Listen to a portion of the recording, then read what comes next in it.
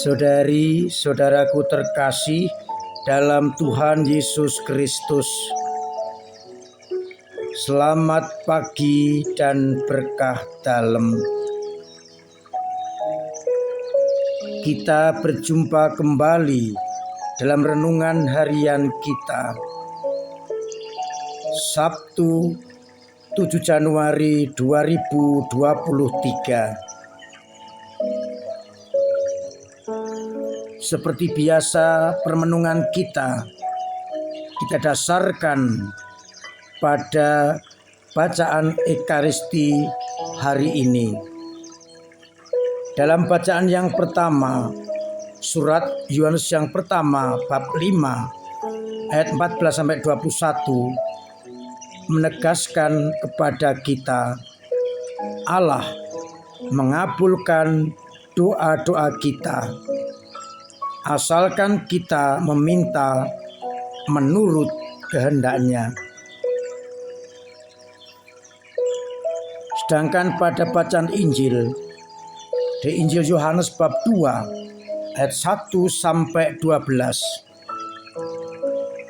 kita dengarkan kisah Yesus mengerjakan tandanya yang pertama di Kana yang di Galilea, yakni merubah air menjadi anggur. Ketika ada pesta di Kana, Maria dan juga ibunya ada dalam pesta itu. Ketika anggur untuk pesta habis, Bunda Maria memohon kepada Yesus dengan mengatakan mereka kehabisan anggur.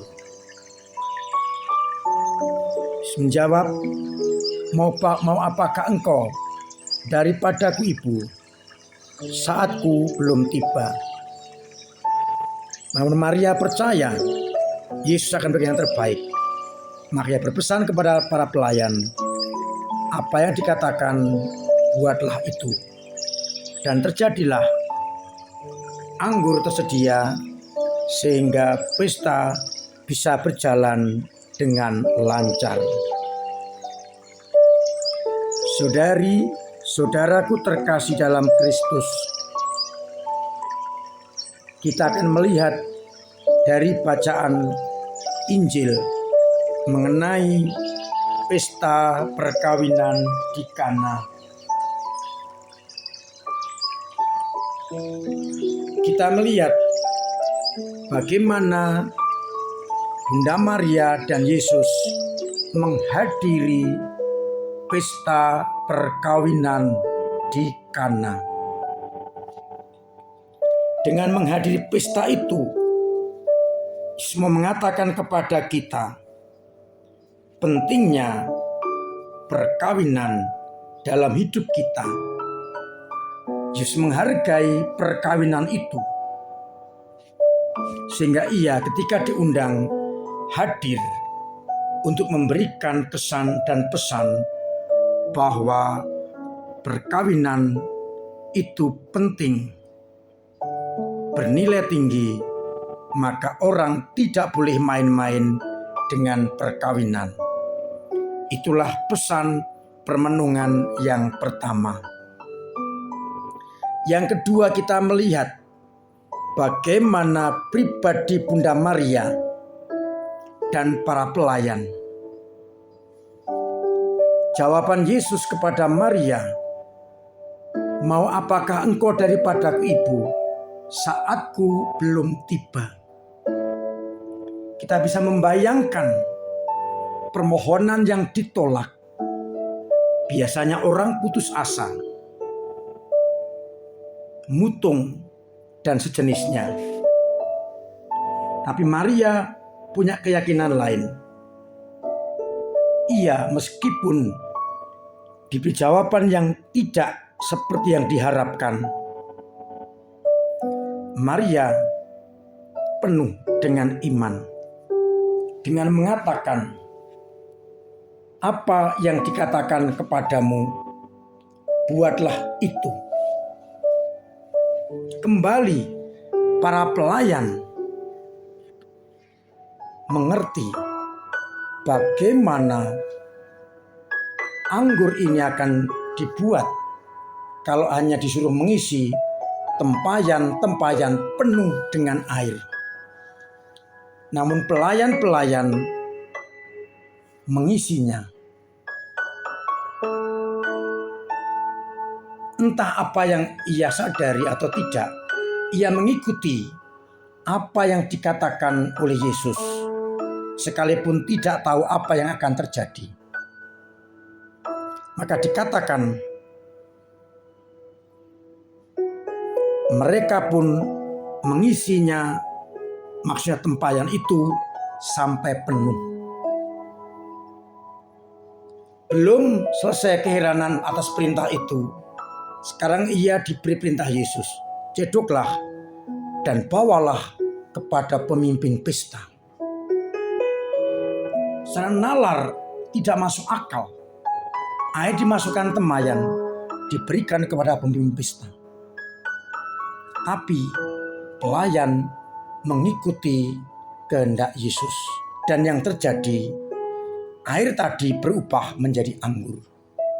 Sehingga pesta bisa berjalan dengan lancar dan memberikan kepuasan. Saudari-saudaraku terkasih, sikap Maria yang tidak lagi hanya mengandalkan pikirannya, para pelayan demikian juga akhirnya membawa kabar gembira, kabar sukacita. Sang empunya pesta tidak merasa malu, tetap suasana sukacita. Sehingga sikap penyerahan kepada Allah menjadi penting. Dan yang terakhir, kita melihat dihubungkan dengan bacaan yang pertama, yang menegaskan kepada kita,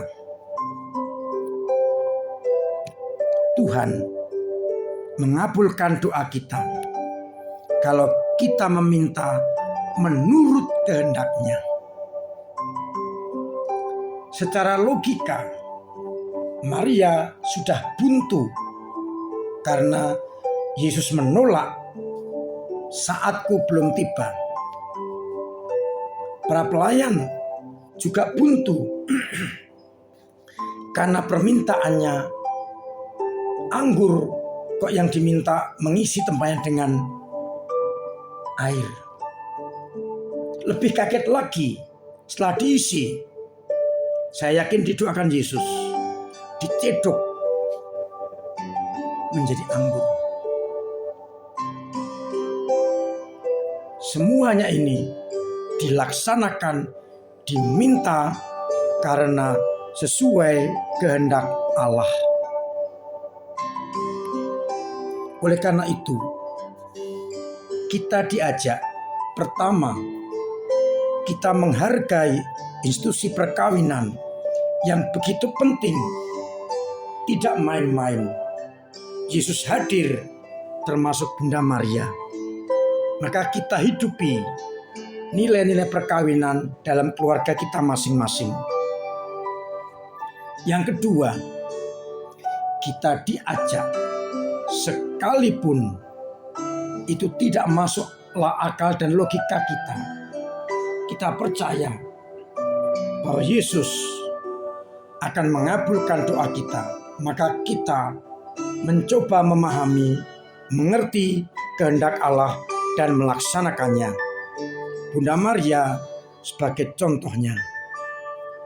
Dan yang ketiga, kalau kita meminta, pertama-tama ukurannya bukan apa kehendakku, tapi ukurannya adalah apakah permintaanku ini sesuai dengan kehendak Allah.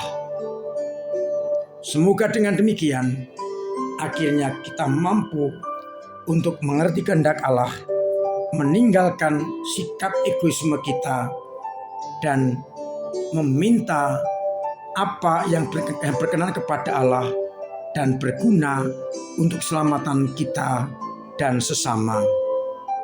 Tuhan memberkati kita sekalian. Amin. Marilah berdoa. Bapa yang penuh kasih, kami bersyukur karena Engkau senantiasa mengerti kami, mengabulkan doa-doa kami bila kami meminta sesuai dengan kehendak-Mu. Bantulah kami umat-Mu agar sungguh-sungguh menjelaskan hidup, karya dan kehendak-Nya hanya pada kehendak-Mu. Kami juga berdoa untuk umat yang sedang sakit. Semoga Engkau sembuhkan. Yang punya beban Engkau ringankan. Yang punya persoalan Engkau urai.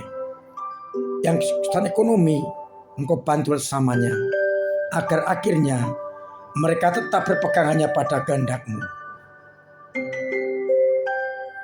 Kami juga berdoa untuk Nawanto. Agar senantiasa Engkau jaga, Engkau bantu, dan Engkau sembuhkan. Sehingga boleh beraktivitas sedia kala bersama dengan keluarga. Kuatkan dia, jaga dia, dan selamatkan dia dan keluarganya.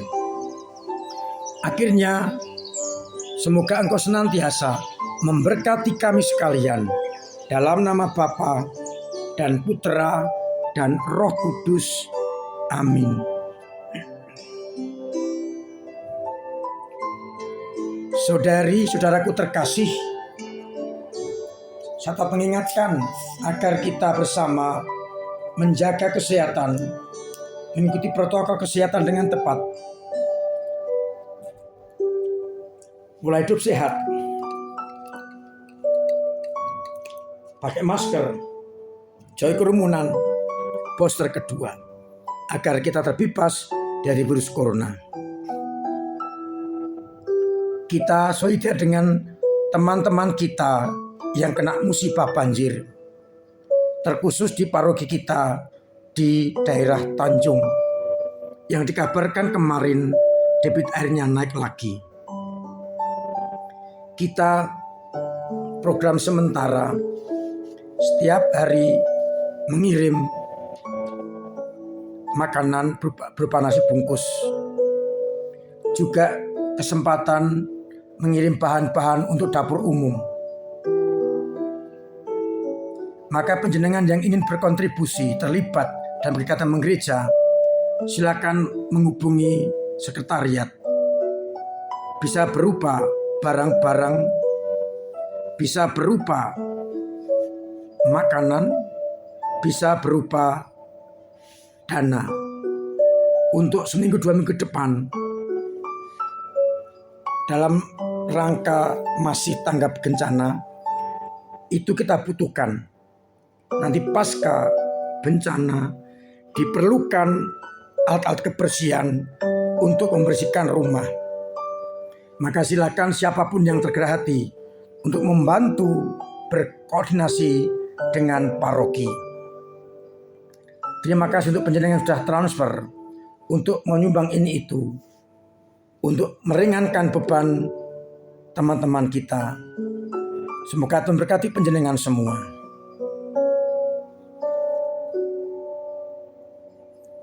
Untuk pembangunan gedung serbaguna masih kita kebut baru sekitar 60%. Harapannya Paskah sudah selesai. Sumbangan, tenaga, dana, dan doa diperlukan untuk terselesainya bangunan tersebut. Untuk dana silakan memperbanyak kolektif pembangunan. Masukkan kotak amplop ke kotak pembangunan, dan juga untuk langsung ke gereja ataupun lewat transfer dengan keterangan untuk dana pembangunan gedung serbaguna, agar akhirnya semuanya boleh berjalan dengan lancar. Saya mengajak kita semua untuk tetap waspada dengan cuaca yang ekstrim ini, agar kita terbebas dari bencana. Kita doakan mereka yang telah bencana semoga teratasi dan pulih kembali beraktivitas seperti sedia kala.